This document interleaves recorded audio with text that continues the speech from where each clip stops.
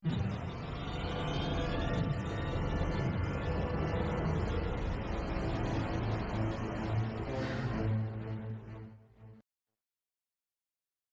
மாவட்டம் பண்ருட்டி வட்டாட்சியர் அலுவலகத்தில் தமிழ்நாடு அரசு கிராம உதவியாளர் சங்கம் சார்பில் கண்டன ஆர்ப்பாட்டம் நடைபெற்றது.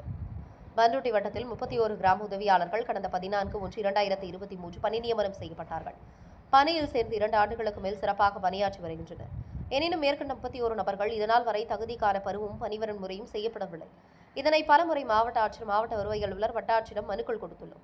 மாவட்ட ஆட்சியர் அவர்கள் வட்டாட்சியரை தொலைபேசியில் தொடர்பு கொண்டு இவர்களது கோரிக்கையை நிறைவேற்றிட வாய்மொழி உத்தரவு வழங்கினார். ஆனால் வட்டாட்சியர் அவர்களை கேட்டால் டிஆர்ஓ அவர்கள் சொன்னால் செய்கிறேன் என்று பல முறை எங்களது கோரிக்கைகளை அலைக்கழித்து வரும் பண்ருட்டி வட்டாட்சியர் அவர்களை கண்டித்து 31 கிராம உதவியாளர்களை பணிவரன் முறை செய்திட வலியுறுத்தி பண்ருட்டி வட்டாட்சியர் அவர்களை கண்டன கோஷங்கள் எழுப்பி ஆர்ப்பாட்டம் நடத்தினர்.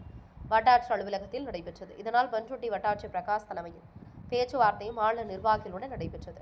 பேச்சுவார்த்தையில் எந்த ஒரு சுமூகம் ஏற்படவில்லை. இதனால் ஏமாற்றமடைந்த தமிழ்நாடு அரசு கிராம உதவியாளர்கள் சங்க நிர்வாகிகள் கடலூர் மாவட்ட ஆட்சித்தலைவர் அவர்களை நேரில் சந்தித்து தங்களது கோரிக்கையை நிறைவேற்றிட வேண்டும் என்று மாவட்ட ஆட்சித்தலைவரை அணுகி தங்களது கோரிக்கையை நிறைவேற்றும்படி மாநில நிர்வாகிகள் ஒன்று சேர்ந்து ஆட்சியரை சந்தித்து பேசுகிறோம் என்று நிர்வாகிகள் தெரிவித்தனர்.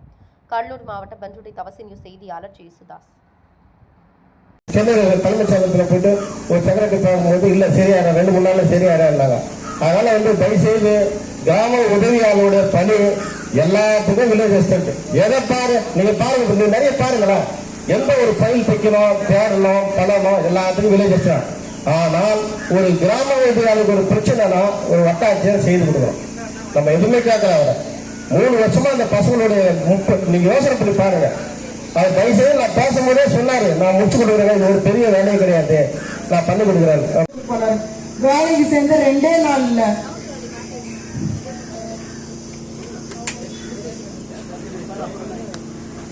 எம்எல்ஏ, எம்பி, மந்திரி எல்லாருமே இருக்கிறாங்க. இந்த எலெக்ஷன் நாங்க இல்லைன்னா கண்டிப்பா எலெக்ஷனே நடக்காது அப்படின்னு எல்லாருமே முதலமைச்சர்ல இருந்து கலெக்டர்ல இருந்து ஆர்டிஓ, டிஆர்ஓ, வட்டாட்சியர் அனைவருக்குமே தெரியும்.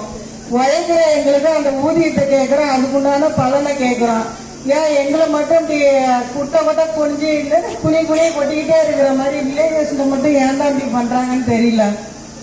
நாங்க மட்டும் நான் அப்படின்னா காட்ட எங்களை பிடிக்கலாம் சொல்லுங்க, நாங்க அப்படியே குடும்பத்தோட இருக்கிற ஒட்டுமொத்தமா எல்லாருமே எங்கேயாவது இறந்து கூட போயிடுறோம். நாங்க என்ன பண்றது? அப்புறம் வில்லேஜ்ல எல்லாருமே பிடிக்கல, எல்லாமே போராடி சென்னையில போய் போராடணும், எல்லா இடத்துலயுமே போராடி வாங்க வேண்டியதா இருக்கு. என்ன கவர்மெண்ட் எங்களுக்கு கொடுக்கறது தானே கேட்கிறேன். அந்த பணி வரணும், பண்ணிட்டு தான் இருந்தாலும் அந்த பிள்ளைங்க 2 வருஷமா ரெவன்யூல உழைக்கல.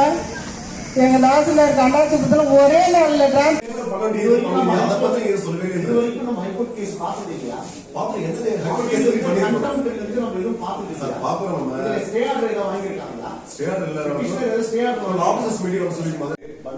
பண்ருட்டி வட்டாட்சியர் அவர்களுக்கு அறிவுறுத்தப்படுகிறதுன்னு சொல்லிட்டு மாவட்ட ஆட்சியர் இவரு கேட்ட கிளாரிபிகேஷனுக்கு கருத்துக்கு பதில் கொடுத்திருக்காரு.